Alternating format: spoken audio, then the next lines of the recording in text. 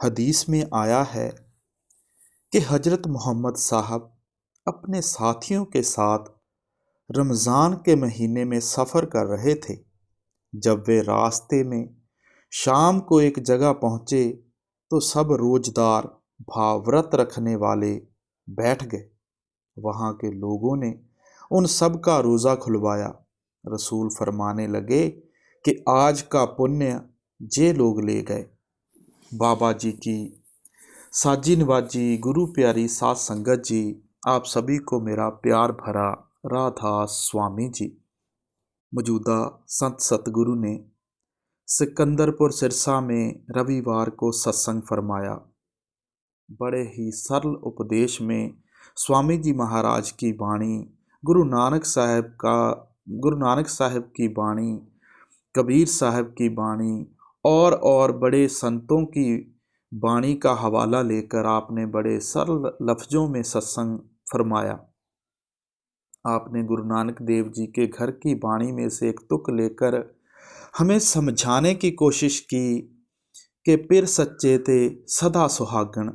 आपने फरमाया कि आज तो फैशन में लड़कियां अपने तीसरे तिल पर बिंदी का श्रृंगार कर लेती हैं, पर पहले ज़माने में ये सुहाग की निशानी होती थी।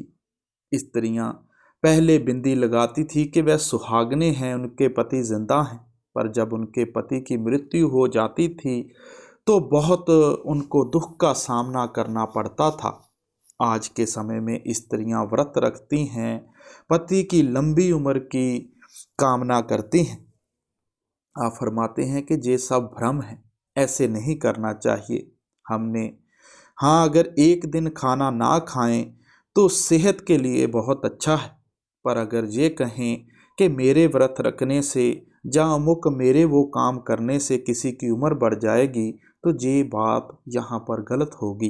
क्योंकि करनी आपो अपनी के नेड़े के दूर, हमें जो भी मिलेगा अपनी करनी से मिलेगा। हम किसी के खिलाफ नहीं हैं।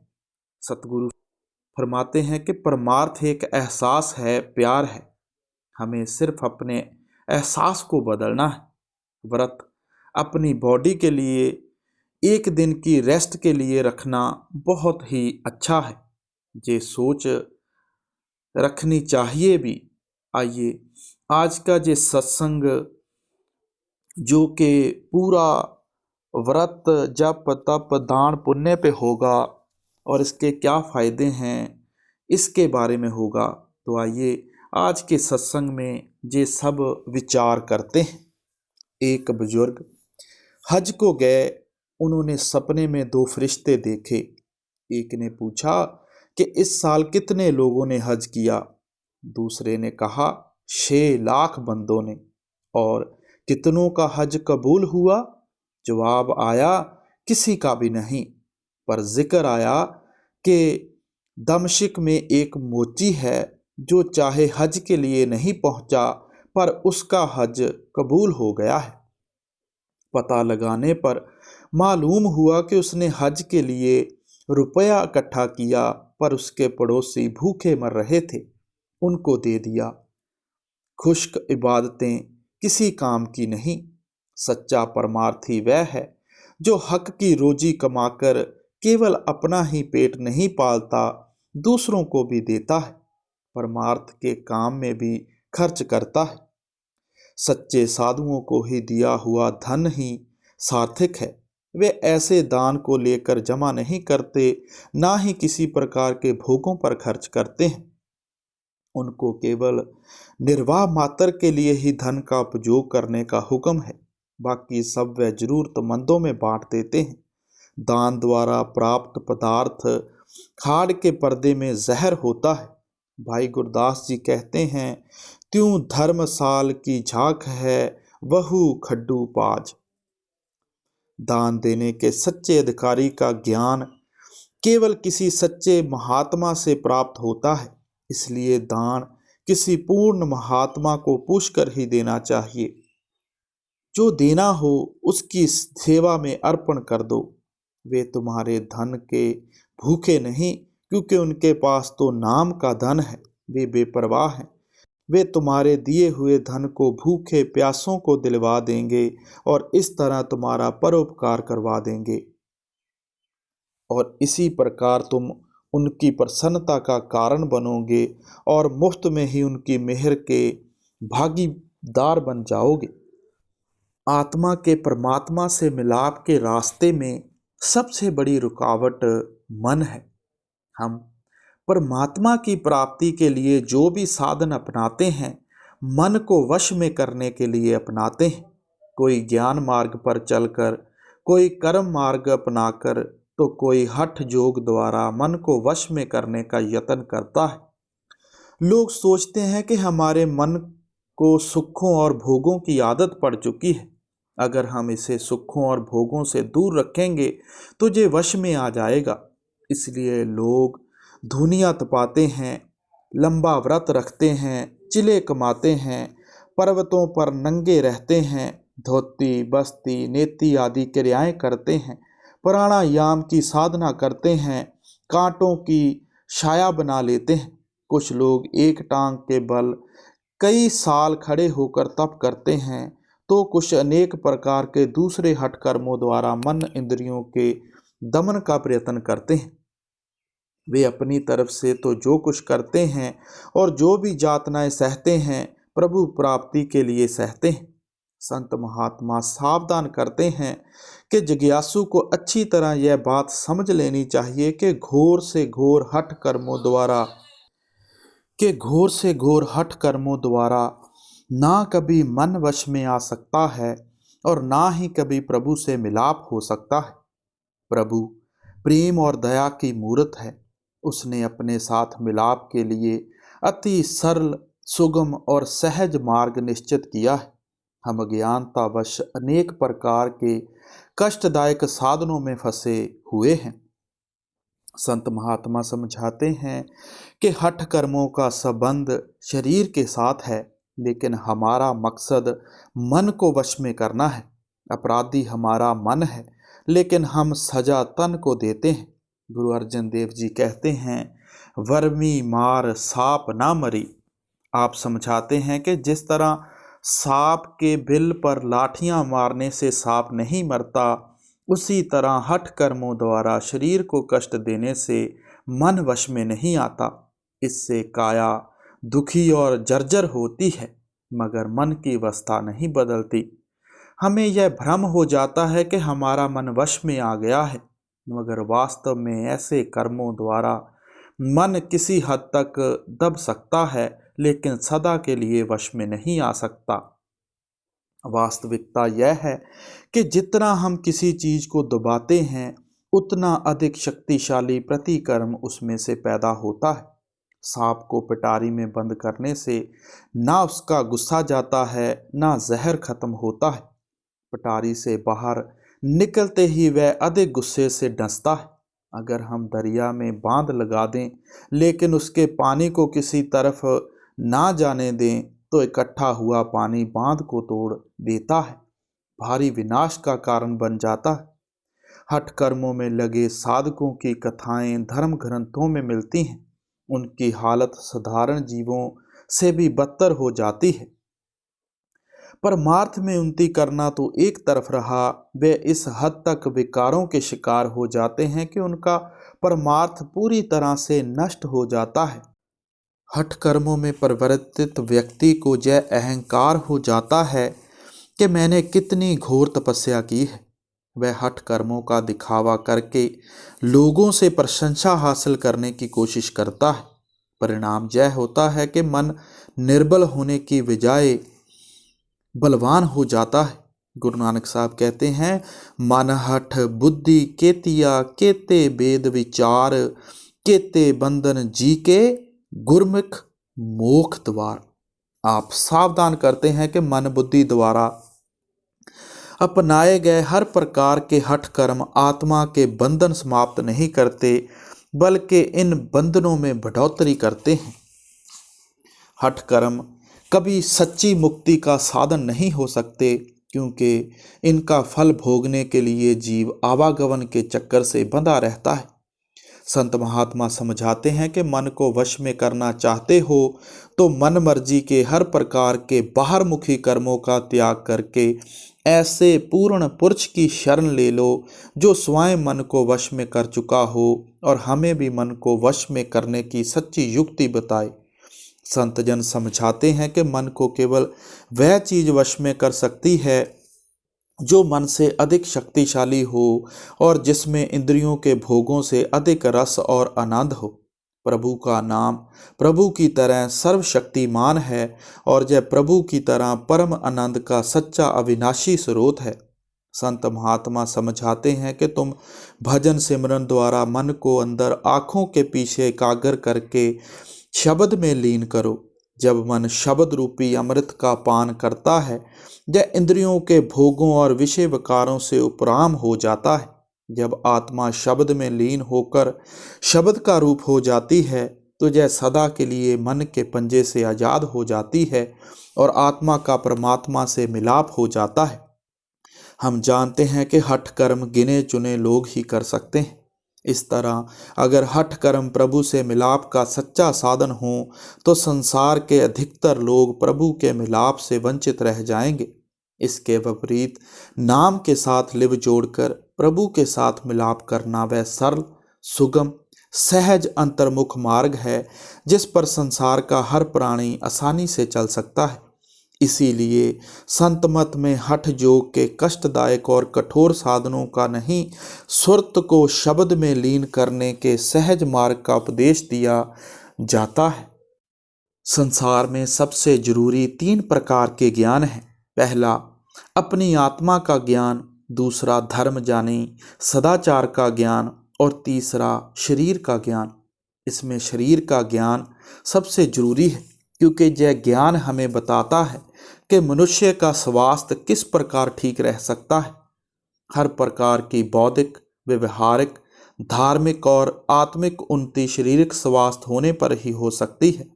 बीमार व्यक्ति धार्मिक कार्य नहीं कर सकता, धन नहीं कमा सकता, किसी समाज, धर्म या देश की सेवा नहीं कर सकता और साधन संपन्न नहीं हो सकता। फिर आत्मिक प्राप्ति कैसे हो सकती है? इसलिए गुरु अर्जन देव जी आदेश देते हैं कि अपने घट में मालिक के चरणों को बसाने के लिए और रसना द्वारा उसका जाप करने के लिए तुम इस देह का पालन करो। घट वसे चरनार बिंद रसना जपे गोपाल, नानक सो प्रभ सिमरिए तिस देही को पाल। गुरु नानक साहब फरमाते हैं कि उस परमात्मा को क्यों भुलाते हो जो जीवन और प्राणों का मालिक है। उसको याद किए बिना खाना पीना और पहनना सब अपवित्र है। सो क्यों मनो विसारिए जाके जी प्राण, तिस विण सब अपवित्र है जेता पहनन खान। कितना ऊंचा ख्याल है। स्वास्थ्य को ठीक रखने के लिए आहार की जरूरत है। भोजन वह अच्छा है जो सात्विक हो, जिसको खाने से मन में विकार ना उठें। जिस भोजन को खाने से शरीर में कष्ट हो और मन में विकार उठें, ऐसा भोजन उचित नहीं। सच्चे नाम के बिना जीवन धिक्कार है और खा खा कर पेट बढ़ाना भी धिक्कार है। बाबा होर खाना खुशी खुआर, जित खादे तन पड़िए मन में चले विकार। गुरु रामदास जी तो फरमाते हैं कि जो सतगुरु की सेवा किए बिना खाते पहनते हैं वे अविद्या में रहकर बार बार मरते और जन्म लेते हैं। परमार्थी कम खाता है, कम सोता है, उसकी बुद्धि निर्मल होती है और शरीर निरोग रहता है, जिससे व्यवहार और परमार्थ दोनों सुधर जाते हैं। अल्प आहार सल्प सी निंद्रा। शरीर के पालन के लिए आहार जरूरी है, उसके बिना शरीर कायम नहीं रह सकता। भोजन से पूरा लाभ तभी उठाया जा सकता है जबकि वह शुद्ध आचरण के साथ कमाया गया हो, सादा हो, सो जल्दी हजम होने वाला हो और जरूरत से अधिक ना खाया जाए। अब भोजन 3 प्रकार के हैं, सात्विक, राजसिक और तामसिक। सात्विक भोजन से सत्वगुणी स्वभाव उत्पन्न होता है। इसमें घी, दूध, चावल, मूंग की दाल, सब्जी, फल आदि आ जाते हैं। तीखी, खट्टी, चटपटी, बहुत मिर्च मसाले, लहसुन, प्याज वाली गर्म चीज़ें राजसिक भोजन में शामिल हैं। बासी, गली और सड़ी हुई चीज़ें, अंडे, मांस, मछली और शराब आदि सब तामसिक भोजन हैं। अगर सात्विक खुराक भी ज़्यादा मात्रा में खाई जाए तो वह भी तामसिक ही कहलाती है। भोजन स्वाद के अधीन होकर नहीं करना चाहिए। यह ध्यान देने योग्य बात है कि जो भोजन करना है वह हमारे शरीर की ज़रूरत से ना ज़्यादा हो और ना कम, उससे हमारे शरीर और दिमाग के लिए खुराक हो। स्वादिष्ट भोजन को भूख से अधिक खा लेना नुकसान पहुंचाता है। मानसिक कार्य करने वालों के लिए कंदमूल, मेवे, सेब, अंगूर, बादाम, दूध आदि की जरूरत है। शारीरिक परिश्रम करने वालों के लिए घी, स्टार्च वाली चीज़ें, चावल, शक्कर आदि, मांस बढ़ाने के लिए गेहूं, दालें आदि और हड्डी बनाने के लिए, मजबूत करने के लिए खार, चूने वाली चीज़ें, दूध, घी आदि अधिक लाभदायक हैं। हमारे आहार में हवा, पानी और अनाज तीनों चीज़ें मुख्य हैं। हवा का पहला स्थान है, जिसके बिना बिल्कुल गुजारा नहीं हो सकता है। दूसरी खुराक पानी है, जो अनाज से ऊंचा दर्जा रखती है। ये दोनों वस्तुएं प्राकृतिक सबको मुफ्त प्रदान कर रही हैं। तीसरे दर्जे की खुराक अनाज है। भोजन भूख से कम खाना चाहिए। ज़्यादा खाकर फिर ऊपर से हाजमे का चूर्ण खाना कहीं की बुद्धिमता नहीं है। मनुष्य को खाने के लिए नहीं बल्कि जिंदा रहने के लिए खाना चाहिए। मनुष्य तो अपने मालिक को पहचानने के लिए पैदा हुआ। यह काम मनुष्य जामे के बिना नहीं हो सकता और मनुष्य का शरीर आहार के बिना नहीं रह सकता। इंसान से तो हैवान ही बेहतर हैं, जो स्वाद के लिए नहीं खाते। जब भूख लगती है तभी खाते हैं और केवल उतना खाते हैं जिससे पेट भर जाए, और वह खाना भी प्राकृतिक रूप में ही खाते हैं। जो लोग जरूरत से ज़्यादा खाते हैं वह दूसरों के हिस्से का ही अनाज खाते हैं। स्वाद के अधीन होकर खाई हुई खुराक शरीर में से कच्चे पारे की तरह किसी न किसी शक्ल में फूट निकलती है और सेहत खराब हो जाती है। खाना जीने के लिए है और मालिक की याद करने के लिए है, लेकिन तू समझता है कि जीवन केवल खाने के लिए है। अब सबसे बड़ी बात है कि मनुष्य का आहार क्या है। मनुष्य के गुजारे के लिए जिन चीज़ों की ज़रूरत है वे सब फलों में स्वाभाविक रूप में मौजूद हैं। केला, खजूर, अंजीर, सेब, अनानास, बादाम, अखरोट, मूंगफली, नारियल और भूखे और सूखे मेवों में स्वास्थ्य ठीक रखने के सब गुण मौजूद हैं। कई वैज्ञानिकों का मत है कि मनुष्य को खाना पकाने की जरूरत ही नहीं। पकाकर खाने से सब्जियों का चुस्ती देने वाला गुण जाता रहता है। उनकी राय में जो सब्जी या फल हम बिना पकाए नहीं खा सकते वे हमारी खुराक ही नहीं हो सकते। जर्मनी के एक प्रसिद्ध व्यक्ति मिस्टर जास्ट ने फलों के खाने पर एक पुस्तक लिखी है, जिसमें कई तर्क देकर साबित किया गया है कि मेवे ही सबसे अच्छी खुराक हैं। फलों के आहार से शारीरिक और मानसिक शक्ति बढ़ती है और अधिक काम करने से भी थकावट नहीं होती। दूसरे दर्जे की खुराक सब्जी है। इसमें अनाज, दाल, शाक भाजी, दूध आदि शामिल है। अनाजों में केवल गेहूं ही ऐसी खुराक है जिसको खाकर मनुष्य गुजारा कर सकता है, क्योंकि इसमें शरीर को कायम रखने और उसको बढ़ाने के तत्व मौजूद हैं। पत्थर की चक्की में पीसे गए आटे में, जिसमें उसकी शान भी हो, सब गुण मौजूद हैं। मशीन का पीसा सफ़ेद आटा किसी काम का नहीं। गेहूं का दलिया बनाकर या उसको उबालकर उसमें दूध, सूखे फल, किशमिश आदि और शक्कर मिलाकर खाना दूसरे आहारों से अधिक ताकतवर है। दूध, दही और ताज़ा फल भी अच्छे आहार हैं। दालें देर से हजम होती हैं। इनके प्रयोग से शरीर में से एक किस्म का तेजाबी जहर बाहर निकलता है, जिससे कई बीमारियां पैदा होती हैं। इसलिए इनका कम प्रयोग करना चाहिए। पहले तो शुद्ध आचार व्यवहार की जरूरत है। मेहनत से कमाए हुए धन से खरीदी हुई सब्जी और अनाज आदि से सात्विक भोजन तैयार किया जाना चाहिए। खाना बनाने वाला भी सात्विक स्वभाव का हो और भोजन बनाते हुए शांत चित्त हो, मालिक को याद करता रहे। उस सात्विक स्वभाव का असर भोजन और उसको खाने वाले पर पड़ता है। ऐसे आहार को खाने से मन शांत होगा और चित्त मालिक को याद करने में लगेगा। रात का खाना सोने से 3 घंटे पहले खाना चाहिए ताकि सोने से पहले हजम हो जाए। जब कुछ भूख बाकी हो तब खाना छोड़ देना चाहिए। इतना खाओ कि आधा पेट भोजन से भरे, चौथा हिस्सा पानी से, बाकी चौथा हिस्सा खाली रहे। इस तरह आहार करने से बीमारियां दूर होती जाती हैं। शेख सऊदी कहते हैं कि पेट का जितना हिस्सा भोजन से खाली होगा वह खुदा के नूर से भर जाएगा। शेख फरीद फरमाते हैं कि अगर अधिक खुराक से शरीर मोटा होता है तो कम खुराक खाने से आत्मा बलवान होती है। स्वाद के अधीन होकर अधिक भोजन करना रक्तचाप, बदहजमी, जोड़ों का दर्द, कब्ज, दस्त, सिर दर्द, बुखार, मुंह का कड़वा स्वाद, सुस्ती और दुख पैदा करने का कारण बनता है। बहु सदो दुख परापत होवे, गुरु नानक साहब का ख्याल है। बहुत कम खाने से वजन घटता है।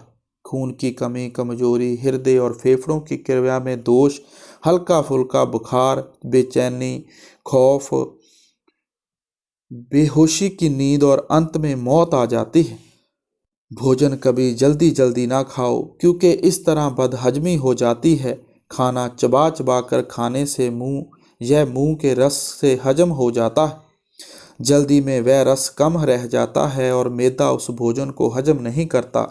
इसलिए जो कुछ खाओ खूब चबाकर खाओ ताकि वह पानी की तरह बनकर गले से उतरे। मिस्टर गोल्डस्टोन ने अपनी लंबी आयु का कारण हर एक ग्रास को 32 बार चबाकर खाना कहा है। इस तरह करने से अपचन जैसी बीमारियां दूर हो जाती हैं और थोड़ा भोजन भी बहुत गुणकारी हो जाता है। कभी भी ज़्यादा मात्रा में खाना ना खाओ क्योंकि इससे बदहजमी हो जाती है। रोटी ना बहुत गर्म और ना बहुत ठंडी खानी चाहिए क्योंकि इससे बदहजमी हो जाती है।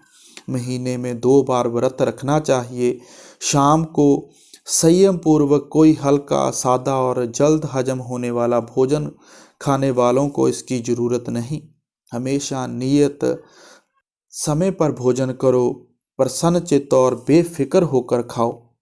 चौथा पॉइंट जो हमने डिस्कस किया कि महीने में 2 बार व्रत रखना चाहिए। अब स्त्रियां क्या करती हैं, जहाँ कुछ लोग क्या करते हैं कि साल में एक करवा चौथ का व्रत आता है, उसको रखते हैं और वो भी ख्याल रहता है कि इससे रखने से हमारा मन शांत हो जाएगा, किसी की उम्र लंबी हो जाएगी, हमें अमुक फल मिल जाएगा। तो ऐसा ख्याल बिल्कुल भी नहीं रखना चाहिए। सबसे बड़ा कारण आज के सत्संग का यही है कि हमें क्या खाना है, क्यों खाना है और कैसे खाना है।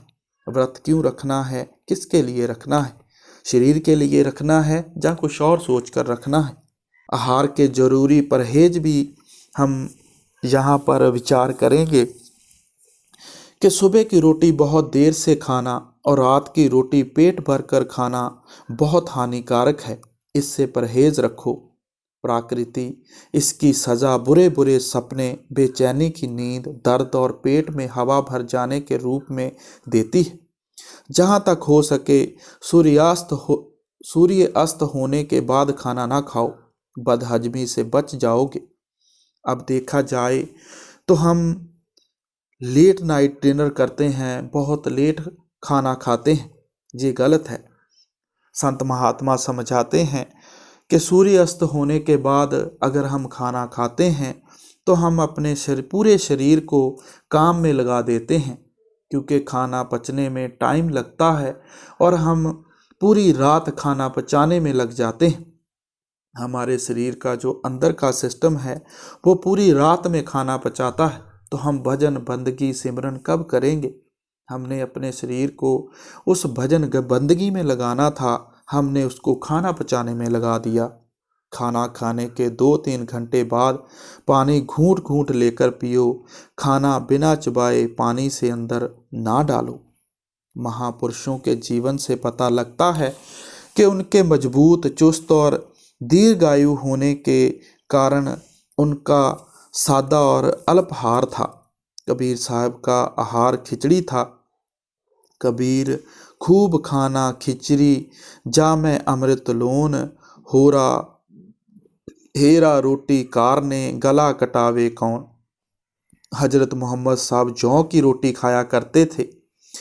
मुक्ति फौज के निर्माता जनरल बूथ ने 83 ईयर तक बड़ी मेहनत की जिंदगी व्यतीत की। वे अपने खाने के बारे में लिखते हैं, कई सालों से मछली, गोश्त और मुर्गी नहीं खाई। मेरा भोजन रोटी, मक्खन, पनीर, सब्जी और अनाज है। कभी कभी थोड़े फल खा लेता हूँ। मैं गर्म दूध पीता हूँ। मैं नशे वाली और रंगे हुए पानी की चीज़ें पीने से परहेज करता हूँ। मैं तंबाकू आदि का प्रयोग नहीं करता। जितना जीवन सादा है, खाना सादा है, उतनी ही जल्दी मैदा खाने को हजम करके खाली और साफ हो जाता है।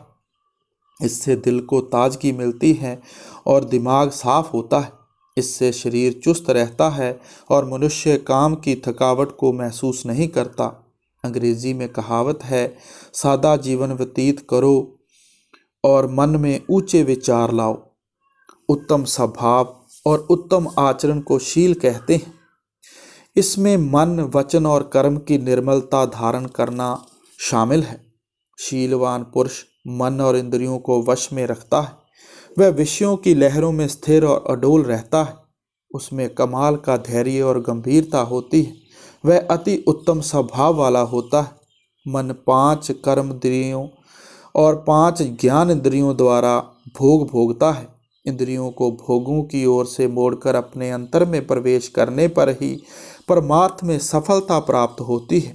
गुरु अर्जन देव जी फरमाते हैं, 10 इंद्री कर राखे वास, ताके आत्मे होए प्रकाश। ये सब इंद्रियां स्थूल शरीर के भोगों का रस लेने का साधन है। ये रस और खुशियां बाहरी हैं। इनसे मन इंद्रियों की तृप्ति नहीं हो सकती। जो इनमें फंस जाता है उसे बार बार जन्म लेना पड़ता है। शुद्ध आचार से जीवन सफल हो सकता है और यह परमार्थ की प्राप्ति के लिए अत्यंत जरूरी है। यह परमार्थ के मार्ग की सीढ़ी का पहला डंडा है। इसीलिए सब महात्मा पुरुषों ने बड़े जोर के साथ इसका उपदेश दिया है। गुरु गोविंद सिंह जी मनुष्य को त्रिगुणातीत होने के लिए अपने जीवन में सदाशील और संतोष को धारण करने का उपदेश देते हैं। ब्रह्मचार्य, शुद्ध आचार जहाँ अत्यंत महत्वपूर्ण अंग है। यह मन, वचन और कर्म की पवित्रता का नाम है। इसमें केवल काम इंद्रिय को रोकना, जहाँ जब्त करना ही नहीं बल्कि साथ ही और सब इंद्रियों को वश में करना भी शामिल है। यह मनुष्य के जीवन में हर एक जगह काम आने वाली चीज़ है। आत्मिक उन्नति के लिए तो इसकी खास तौर पर ज़रूरत है। इसमें सदाचार, ऊंचा आचार यानी शुद्ध आचार सब आ जाते हैं। जीवन की सफलता चाल चलन की निर्मलता पर निर्भर है। सब बड़े लोगों ने अपने चाल चलन से महानता प्राप्त की है। ब्रह्मचार्य एक आचार है जो परमार्थ में बहुत सहायक सिद्ध होता है। इसलिए मनुष्य को इसका कभी त्याग नहीं करना चाहिए। जो आचार को श्रेष्ठ रखता है वह मनुष्य में भाग्यवान पुरुष बन जाता है। सदाचार एक जीवन युक्ति है जो चाल चलन, अखलाक और मनुष्य के कर्तव्यों का वर्णन करता है। उसको इंसानी चाल चलन की फिलॉसफी भी कह सकते हैं। यह वह रीत है जिसके अनुसार एक मनुष्य दूसरे मनुष्य या पशु पक्षियों के साथ व्यवहार करता है। मनु कहते हैं, आचार सबसे बड़ा धर्म है जिसका श्रुतियों और स्मृतियों ने वर्णन किया है। इसलिए जिस पुरुष को आत्मा का ज्ञान है उसको हमेशा सदाचारी बनने का यत्न करना चाहिए। यह देखकर के धर्म का मार्ग आचार से निकलता है। ऋषि मुनि आचार को सब तपों का मूल समझते हैं और इसको ग्रहण करते हैं। अगर हमने हठ कर्म, तीर्थ, व्रत, सब कुछ समझ लिया है, तो एक विचार योग जो करने वाली बात है हमें और सीखनी है, वो है क्षमा। किसी के अपराध को माफ़ कर देने को क्षमा कहते हैं, जिसके बाद मन में उसका कोई ध्यान न रहे। क्षमाविहीन लोग आपस में लड़ लड़कर मर जाते हैं। क्षमा का गुण ना होने से अनंत लोग बर्बाद हो जाते हैं। गुरु नानक साहब फरमाते हैं, खिमा विहूणे खप गए, खूहण लख असंख, गणत न आवे क्यों गणी, खप खप मुए बिसंख। एक महापुरुष ने एक पुस्तक लिखी। उसके कुत्ते ने एक दिन लैंप गिरा दिया, जिससे उसके पास रखी हुई सारी पांडुलिपि जल गई। उस महात्मा ने कुत्ते को क्षमा करके केवल यह बात कही, तुझे पता नहीं तूने कितना नुकसान किया है, और पूरी पुस्तक फिर से लिखी। क्षमा के गुण से वही सुशोभित हो सकता है जिसके अंदर दया का भाव हो। जब तक दया ना हो, मनुष्य कभी क्षमा नहीं कर सकता। क्षमा करने से क्लेश बढ़ने से रुक जाते हैं और दुख मिटाने में सहायता मिलती है। क्षमामान पुरुष में शांति, नम्रता, धैर्य, बर्दाश्त करने की शक्तियां निवास करती हैं। हजारों क्लेशों में भी वह अपने दया और क्षमा के भाव को नहीं छोड़ता और सदा प्रसन्नचित्त रहता है। दुनिया में दो शक्तियां हैं, एक इंसाफ और दूसरी रहम से उत्पन्न हुई क्षमा। इंसाफ अच्छी चीज है, पर जो काम क्षमा कर सकती है वह इंसाफ नहीं कर सकता। मनुष्य अपने स्वभाव से ही भूल करने वाला है। उससे भूल हो जाना कोई बड़ी बात नहीं। अपराधों का बदला दंड देकर लेने से अपराधी नहीं मिट सकते। खून से खून को किस प्रकार धोया जा सकता है? अगर हम इंसाफ भी मांगते हैं तो इंसाफ किसी के लिए अपराध का दंड देता है। अपराधी उस दंड को भोग लेता है, पर उसके अंदर से इंसाफ द्वारा दंड दिलाने वाले के प्रति घृणा और उससे बदला लेने का भाव नहीं जा सकता। उस सजा को भुगतने के बाद उसमें उस दंड का बदला लेने का भाव प्रबल हो जाता है। जब भी वह दंड दिलाने वाले के पास से गुजरता है, उसके मन में बदला लेने की भावना की तरंगें निकलती हैं। जब तक बदला नहीं ले लेता, उसको चैन नहीं आता। इससे बदला लेने का सिलसिला शुरू हो जाता है। इस प्रकार विवाद बढ़ता जाता है। इंसाफ दूसरों के लिए बुरे विचार भेजने और बदला लेने के संस्कारों को नहीं मिटा सकता, पर जब रहम जानी दया के भाव आने से हम किसी के अपराधों को क्षमा कर दें तो उसका प्रभाव प्रबल होता है। एक तो विवाद मिट जाता है, दूसरा बदला लेने की ओर ध्यान नहीं आता, बल्कि वह क्षमामान पुरुष का शुक्रगुजार बन जाता है और उसके हृदय में उसके प्रति दुश्मनी की जगह मित्रता के भाव बन जाते हैं। दंड देने और बदला लेने के भाव संसार में अशांति, बेचैनी और अधर्म को फैला रहे हैं। जैसे विचार हमारे अंदर से निकलते हैं, वैसे ही उनसे प्रतिकर्म उत्पन्न होते हैं जो हम तक वापस पहुंचते हैं। अगर हम प्रेम की धाराएं बाहर भेजेंगे तो वैसे ही प्यार की धाराएं हमें मिलेंगी। जिसके लिए हम घृणा के भाव भेजेंगे, हमें उससे अवश्य ही नफरत के भाव ही मिलेंगे। हम कार्य की धाराओं की प्रतिक्रिया जरूर होती है। मोहब्बत का बीज बोओ तो मोहब्बत का फल पाओगे। क्षमा का बर्ताव करो, तभी तुम्हारे साथ भी क्षमा का व्यवहार करेंगे। जैसा बोओगे वैसा पाओगे। अगर बबूल के बीज बोओगे तो जरूर बबूल के कांटे मिलेंगे। बबूल बोकर अंगूर खाने की आशा ना करो। उन काटकर रेशम पहनने की आशा रखना